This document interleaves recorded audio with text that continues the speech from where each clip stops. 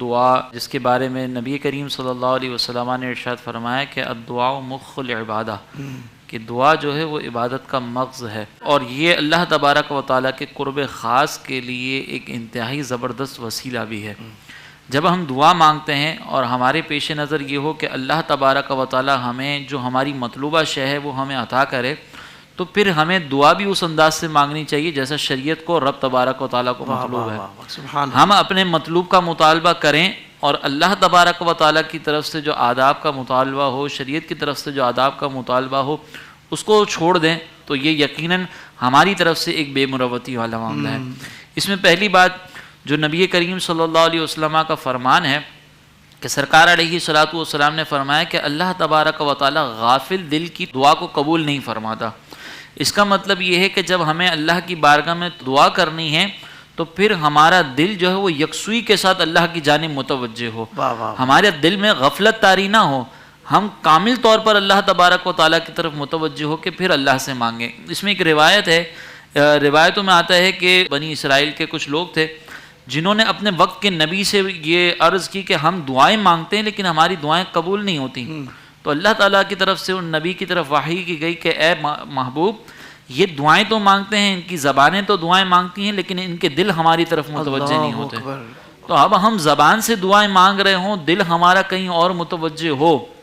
تو پھر اس طرح کی دعا یہ ادب کے خلاف ہے کہ ہم اس طریقے سے دعا مانگیں۔ اچھا، یہاں پر ایک اور چیز جو سیدی اعلیٰ حضرت امام اہل سنت نے بھی بیان فرمائی وہ یہ کہ یہ جو آداب ہیں یہ شرائط نہیں ہیں۔ صحیح، شرط کا مطلب یہ ہے کہ ان کے بغیر دعا قبول ہی نہیں ہوگی۔ صحیح، ہاں، یہ شرائط کے قریب تر ضرور ہیں کہ اگر ہم ان کا لحاظ کریں گے تو دعائیں انشاءاللہ قبول ہوں گی، لیکن اللہ تبارک و تعالی ہماری دعاؤں کو قبول کرنے کے لیے ان آداب کا محتاج نہیں ہے۔ یہ جو آداب بیان کیے جا رہے ہیں کہ ہماری طرف سے جو ایک مروت کا تقاضا ہے اس کو پورا کرنے کے لیے۔ دوسرا کہ جب آپ دعا مانگ رہے ہیں نا تو دعا کے اندر جو آپ الفاظ ادا کر رہے ہیں کوشش ہونی چاہیے کہ ان الفاظ کے اندر بناوٹ نہ ہو۔ یہاں پر میں آپ کو ایک بات ذکر کروں کہ حقیقت پر مبنی بھی جب جملے کہے جاتے ہیں نا ہمارے بزرگوں کی طرف سے، تو اس میں بھی کس قدر وہ اہتمام فرماتے تھے۔ حضرت سفیان ثوری رحمۃ اللہ تعالیٰ علیہ کے بارے میں آتا ہے کہ جب وہ سورہ فاتحہ پڑھتے اور سورہ فاتحہ پر جب یہ پڑھتے نا ایاک نستعین، کہ اے اللہ ہم تجھ سے ہی مدد طلب کرتے ہیں، تو ایک مرتبہ ان پر کیفیت طاری ہوئی اور وہ جو ہے بے ہوشی کی حالت میں چلے گئے۔ جب انہیں کچھ افاقہ ہوا تو لوگوں نے پوچھا کہ حضرت کیا ماجرا تھا؟ تو انہوں نے کہا کہ میں اللہ کی بارگاہ میں کہتا ہوں ایاک نستعین، کہ اے اللہ میں تجھ سے ہی مدد مانگتا ہوں، کہیں ایسا نہ ہو کہ سامنے سے یہ جواب آ جائے کہ تو جھوٹ کہہ رہا ہے کہ تو ہم سے مدد طلب کرتا ہے، حالانکہ تو بیمار ہوتا ہے تو طبیب کو اپنا سب کچھ سمجھتا ہے اور کہتا یہ ہے کہ ہم تجھ سے مدد طلب کر رہے ہیں۔ تو اپنے دل کے اندر کامل اخلاص، کامل توجہ ہونی چاہیے، اور جو الفاظ ادا کر رہے ہیں ہمارا دل بھی اس کا ساتھ دینے والا ہو۔ دوسری بات یہ کہ جس مقام پر آپ دعا کر رہے ہیں وہ مکان، آپ کا جسم، آپ کا لباس، یہ سب پاک ہونا چاہیے۔ اس کی پاکی دو اعتبار سے کہ ایک تو ظاہری اعتبار سے بھی پاک ہو، طہارت والا ہو، کوئی نجاست والے مقام پر آپ موجود نہ ہو۔ جیسے ہمارے یہاں پر یہ آداب بیت الخلاء میں کہ اگر بیت الخلاء میں کوئی جا رہا ہے تو دعا باہر پڑھی جائے گی، اندر نہیں پڑھی جائے، کیونکہ وہ نجاست کا مقام ہے۔ اسی طریقے سے ویسے بھی روٹین کے اندر اگر آپ نے دعا مانگنی ہے تو اہتمام یہ ہونا چاہیے کہ آپ کا جسم، آپ کا مکان اور آپ کا لباس یہ سب پاک ہو، اور یہ دونوں اعتبار سے پاک ہو، ظاہری اعتبار سے بھی پاک اور جس ذریعے سے آپ نے کمایا ہے نا اس ذریعے کے اعتبار سے بھی پاک ہونا چاہیے۔ یہ نہ ہو کہ آپ حرام مال کمائے بیٹھے ہوں اور پھر آپ جو ہے وہ دعائیں مانگ رہے ہوں، تو یہ بھی ایک مناسب نہیں ہے۔ اپنی جو آمدنی ہے اس کے اوپر بھی توجہ رکھیں پھر دعا مانگیں۔ اسی طرح اگر آپ دعا مانگ رہے ہیں تو اس سے پہلے کوئی اچھا عمل کر لینا چاہیے۔ اب یہ اچھے عمل کے بارے میں بزرگان دین نے فرمایا کہ یا تو یہ 2 رکعت نوافل آپ ادا کر لیں جس کو صلاۃ الحاجت کہتے ہیں، اور اس کے بعد آپ جو ہے وہ دعا مانگیں، یا پھر ایک اور طریقہ کار جو قرآن مجید میں بیان کیا گیا جس کا مفہوم یہ ہے کہ جب تم اللہ کی بارگاہ میں کچھ عرض کرو تو کچھ صدقہ دے دو۔ تو اعلیٰ حضرت فرماتے ہیں کہ یہ اگرچہ منسوخ ہے کہ اب صدقہ دینا واجب نہیں ہے دعا سے پہلے، لیکن بہتر تو ابھی بھی ہے کہ جب ہم دعا کر رہے ہوں تو ہم پہلے صدقہ دیں اور پھر اس کی بعد اللہ کی بارگاہ میں دعا کریں۔ تو یہ بھی ایک آداب دعا میں شامل ہے۔ دوسری بات یہ کہ آپ جب اللہ کی بارگاہ میں دعا کر رہے ہیں نا تو اللہ کے بندوں کے حقوق آپ نے غصب نہ کیے ہوں۔ اس کی مثال اعلیٰ حضرت یوں بیان فرماتے ہیں کہ اگر آپ کسی مالک کے پاس جائیں اور اس سے کسی شے کا مطالبہ کریں، لیکن آپ نے اس مالک کے جو بندہ ہے، جو غلام ہے، اس کو آپ نے غصب کیا ہو، اس کو آپ نے نقصان پہنچایا ہو، تو مالک یقیناً آپ سے اس بات کا تقاضا کرے گا کہ میرے غلام کے اوپر تم ظلم کر رہے ہو اور پھر مجھ سے نیکی کا مطالبہ کر رہے ہو۔ تو اگر ہم اللہ کی بارگاہ میں دعا کر رہے ہیں تو اللہ کے بندوں کے حقوق ہم نے غصب نہ کیے ہوئے ہوں، جو حقوق ہم پر لازم ہیں وہ ہم نے ادا کر دی ہوں۔ دوسری بات یہ کہ ہم جب دعا کریں تو اس پر اللہ تبارک و تعالیٰ کی رحمت کو یاد کر کے ندامت کا بھی اظہار کریں کہ اللہ تبارک و تعالیٰ نے مجھے اتنی نعمتیں عطا کی ہیں اور اس کے جواب میں کیا کر رہا ہوں۔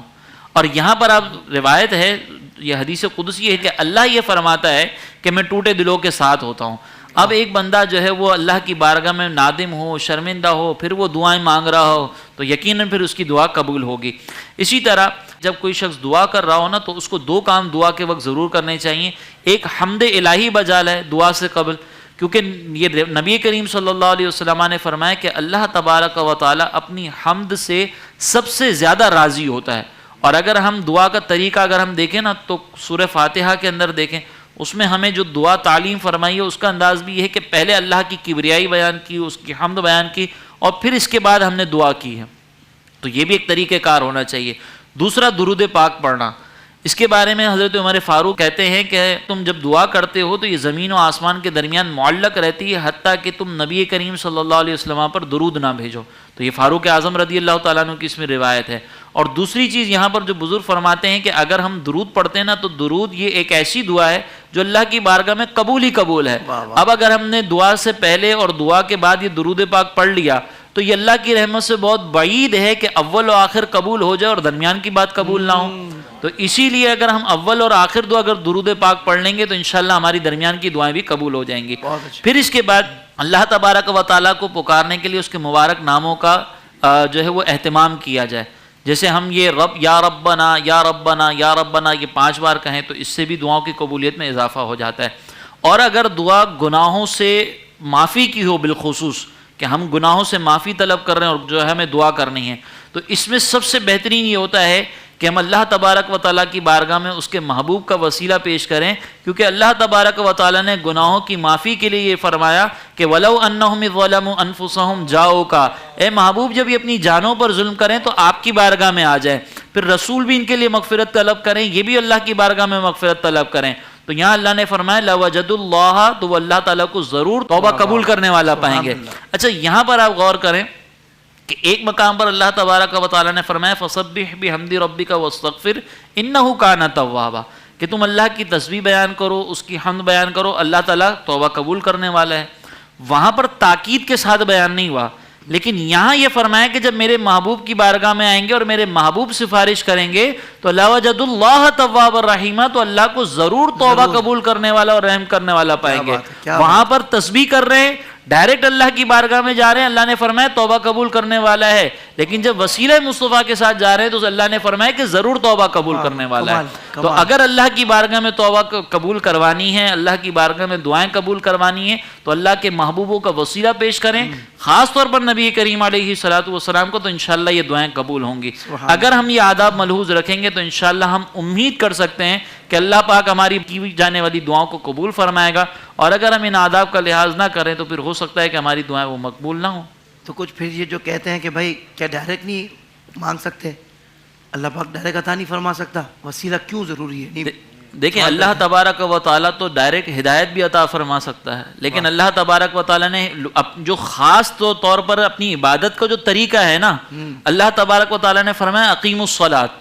اب اللہ تبارک و تعالیٰ صلاۃ کا پورا طریقہ بتا دیتا تو وہ بھی ڈائریکٹ ہو سکتا تھا، لیکن اللہ نے اپنے محبوب کی زبان سے ادا کروایا کہ صلو کما رأیتمونی اصلی، نماز ایسے پڑھو جیسے مجھے پڑھتے دیکھ رہے ہو۔ تو اللہ کی بارگاہ میں جب عبادت بھی کرنی ہے نا تو مصطفیٰ کا وسیلہ چاہیے ہوگا، تو یہ دعا بھی ایک عبادت ہے۔ تو جب وہ نماز جو عبادت ہے اس کے لیے وسیلہ مصطفیٰ چاہیے ہے کہ اس کے بغیر ہم نماز کا طریقہ بھی نہیں معلوم کر سکتے، تو پھر اس دعا کے لیے نہیں چاہیے ہوگا۔ تو اللہ تبارک و تعالیٰ یقیناً کسی کا محتاج نہیں ہے، لیکن اللہ تبارک و تعالیٰ نے اپنے محبوبوں کی عظمت کو جو اجاگر کیا ہے نا، وہ اللہ تبارک و تعالیٰ نے اسی لیے ارشاد فرمایا وَابْتَغُوا إِلَيْهِ الْوَسِيلَةَ، کہ اسی کی طرف وسیلہ اختیار کرو۔ اب یہاں پر بعض لوگ کہتے ہیں کہ بھئی نیک اعمال کا وسیلہ دینا چاہیے، یہ کرنا چاہیے، وہ کرنا چاہیے، بزرگوں کا وسیلہ کیوں دیتے ہو؟ تو ہم یہ کہتے ہیں کہ جن نیک اعمال کے بارے میں آپ کہہ رہے ہیں کہ ان کا وسیلہ دینا چاہیے، کیا آپ کے پاس گارنٹی ہے کہ وہ نیک اعمال اللہ کی بارگاہ میں مقبول بھی ہیں؟ آپ نے جو نمازیں جس طریقے سے پڑھی ہیں، آپ نے جو زکاتیں جس طریقے سے دی ہیں،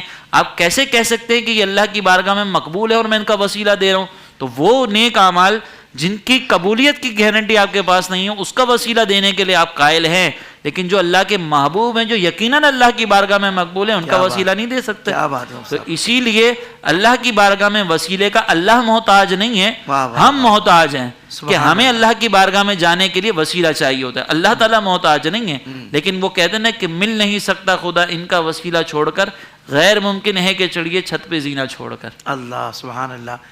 بھائی اللہ تعالیٰ بیٹے اور بیٹیاں عطا فرماتا ہے تو اللہ تعالیٰ ماں باپ کا محتاج تھوڑی ہے کہ ماں باپ ہوں تو یہ آپ کو عطا ہوں۔ وہ چاہتا تو ڈائریکٹ عطا فرما دیتا،